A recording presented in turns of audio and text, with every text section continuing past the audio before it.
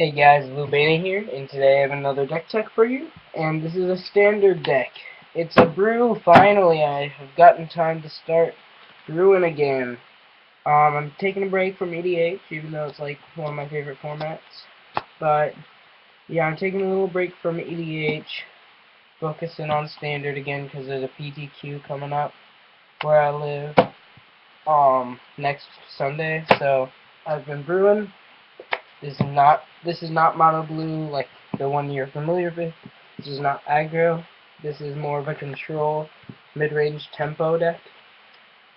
Um so yeah, it uses devotion in a really cool way, and I wanted to share it with you guys. Also, if you didn't see, this is my new mat. My buddy Mike brought it from um Indiana, Star City Games Open, or Indianapolis. So yeah, it's signed by RK Post down here. You guys can't really see that, but yeah, right there.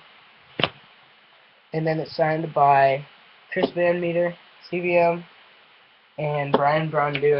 So CVM and BBD are like two of my favorite players from Star City Games, and I read their articles like whenever they post, almost every day, and I really am excited that this new mat is signed by them.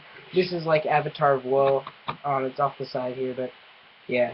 So lands is pretty simple. We have 24 of them because our caravan's at 4 main board. So we have 2 Nykthos, shiny Nyx, because they generate lots of mana once I have lots of devotion. And then we have 22 islands, so that's it for lands. Nykthos is just really amazing in this deck. I didn't include Mutavaults, 1, because I don't have them, and 2, I just think that I would rather have blue, because I have lots of double blue in this deck. So yeah, starting with creatures, we have 10 of them, only 10. So yeah, I have 4 Thassa, God of the Sea. Thassa's really, really nice. She's our main beater. She's a 5/5 for 3, indestructible. I'm sure you guys already know this. And at the beginning of your upkeep, scry 1. And we're 1 in a blue, target creature's unblockable. This is where Nykthos comes in. A bunch of your tokens and Thassa can swing in for like an alpha swing. So yeah, that's really sweet. So she is a 4 of. She's basically what we're trying to build up to. From there we have 2 clone. So this is interesting. I haven't seen anyone play one in the current meta. Not even in sideboards or anything. But there's a lot. The 2 main decks still in my meta and still showing up in Star City Games opens and stuff is mono black and mono blue. So copying Nightville Spectre or Tidebinder Mage or anything that I can just get devotion off with clone is really sweet, because its devotion goes up there. So it's really awesome. So from there, obviously, we have another game winner, which is Master of the Waves. Master of Waves. So he's a 2/1 for 4, protection from red, and when he enters, you may put X element or put X elemental X10 elemental creatures on the battlefield under your control, where X is your devotion. So, and all the elementals get +1/+1, so you're just making tons of 2/1s. The only sad part is that when he dies, all of the tokens die. Or when he gets exiled, all of the tokens just die. So, yeah. So that's the creature base. It's pretty strong. You're probably wondering where all this devotion comes from. Well, it starts off with this card, Jace, Architect of Thought. My other 2 are loaned to my buddy. Or I traded to him. So I have to buy 2 more tomorrow. But, so for Jace, Architect of Thought, they had double blue, and they just can either be, they're just like a really good piece of board control, because they can either slow down your opponent's creatures, or they can just generate so much card advantage, it's hard to handle, and -8 just wins you the game. But I don't usually go for the ultimate.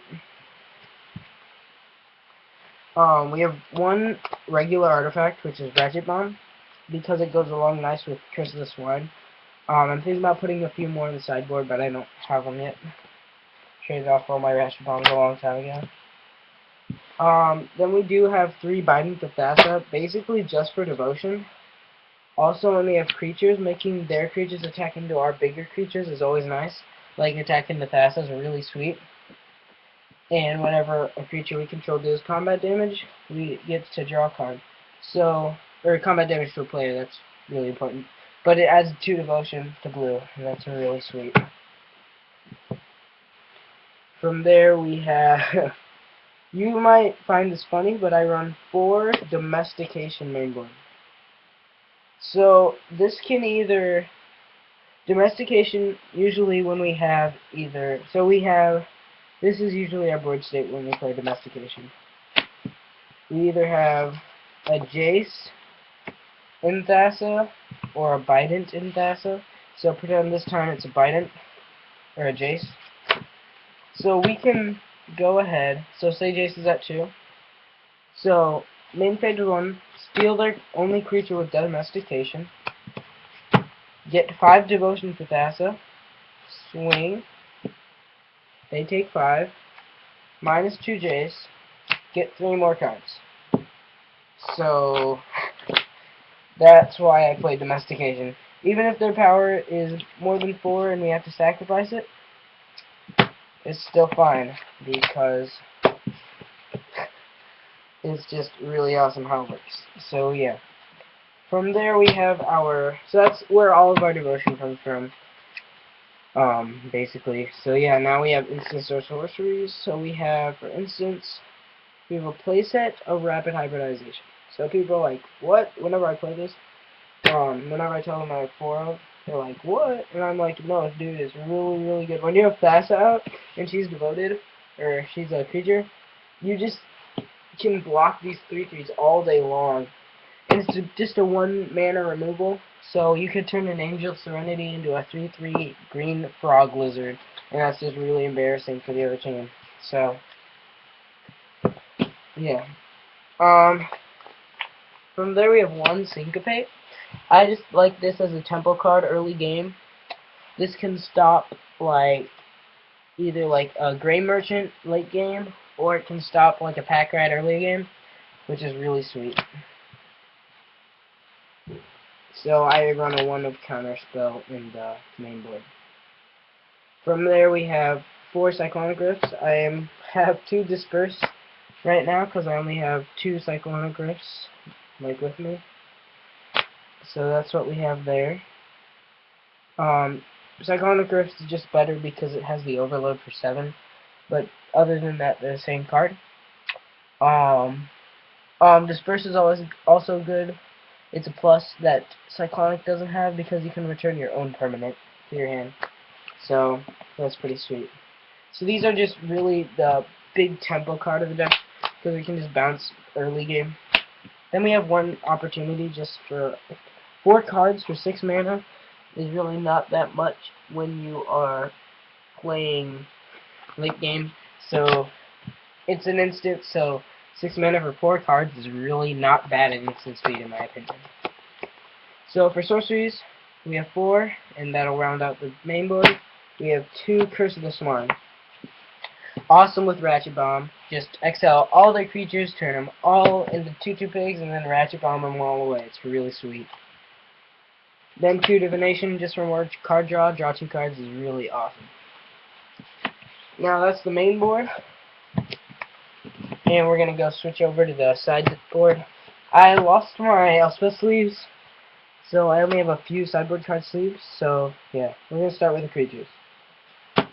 4 Tidebinder Mage for red-green aggro or green-white aggro or mono-red aggro, any red-green cards, creatures. And this also helps with devotion.